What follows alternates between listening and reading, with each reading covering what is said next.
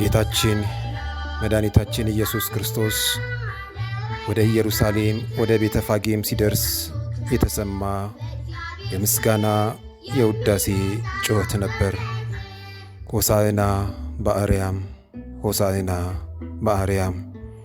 ደቀ መዛሙርቱን በፊታችሁ ወዳለችው መንደር ሂዱ፣ በዚያም የታሰረች አህያ ውርንጫም ከእርሷ ጋር ታገኛላችሁ፣ ፈትታችሁ አምጡልኝ።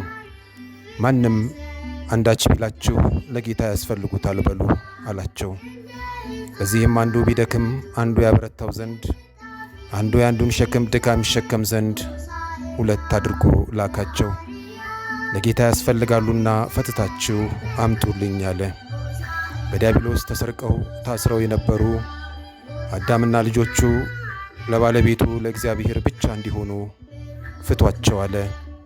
አዳምና ልጆቹን መቅደሱ ማደሪያው ሊያደርጋቸው ለጌታ ያስፈልጉታልና ፈትታችሁ አምጡልኝ አለ። እነሆ ለጽዮን ልጅ ንጉሥሽ የዋህ ሆኖ በአህያ ላይና በአህያይቱ ግልገል በውርንጫይቱ ላይ ተቀምጦ ወደ አንቺ ይመጣል የሚለው ትንቢት ይፈጸም ዘንድ ይህ ሆነ። ትንቢተ ዘካርያስ ምዕራፍ 9 ቁጥር 9። ደቀ መዛሙርቱም ሄደው ኢየሱስ እንዳዘዛቸው ፈትተው አመጡለት። ልብሳቸውንም በእነርሱ ላይ ጫኑ፣ ተቀመጠባቸውም። ከሕዝቡም እጅግ ብዙዎች ልብሳቸውን በመንገድ ላይ ያነጠፉ፣ ሌሎችም ከዛፍ ጫፍ ጫፉን እየቆረጡ የዘንባባ ዝንጣፊ በመንገድ ላይ ያነጥፉ ነበር።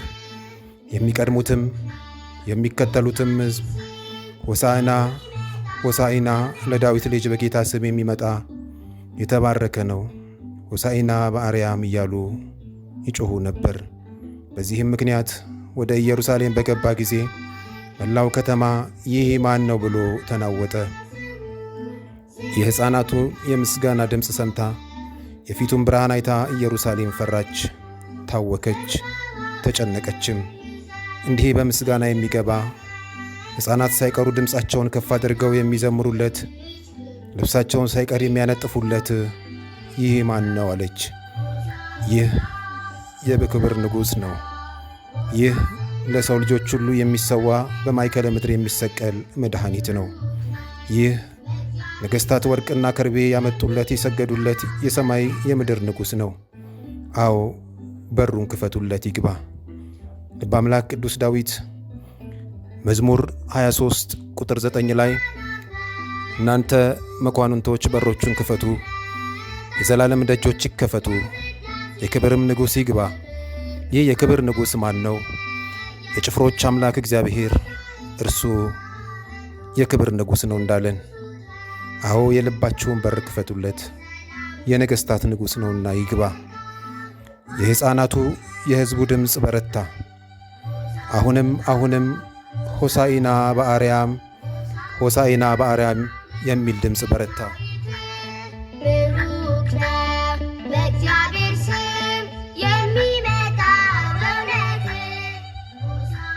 ሕዝቡ መዳን ናፍቆታልና አሁን አድን አሉ።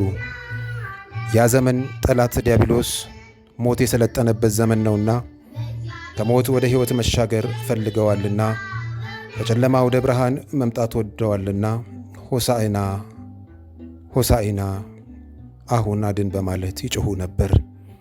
እንዲህም ይሉ ነበር፣ በእግዚአብሔር ስም የሚመጣ እኔ ከእግዚአብሔር ተልኬአለሁ ብሎ የሚመጣ የእግዚአብሔር ልጅ ነኝ ብሎ የሚመጣ እግዚአብሔር ባወጣለት ስም የሚመጣ ብሩክ ነው አሉ። በዚህም ምክንያት የካህናት አለቆችና ጻፎች ተቆጡ፣ አጉረመረሙ፣ ዝም አሰኛቸውም አሉት። ጌታ ግን መለሰላቸው፣ እነዚህ ዝም ቢሉ ድንጋዮች ይጮኻሉ አላቸው። ለድንጋይ አንደበትን መስጠት የሚችል ነውና ድንጋይ ልባቸውን ቀይሮ በልጅነት አክብሮ የሥጋ ልብስ ሰጥቷቸው ያመሰግኑታልና ስለ አሕዛብ ደግሞ ይህን አለ። አዎ ዛሬም ሆሳዕና በአርያም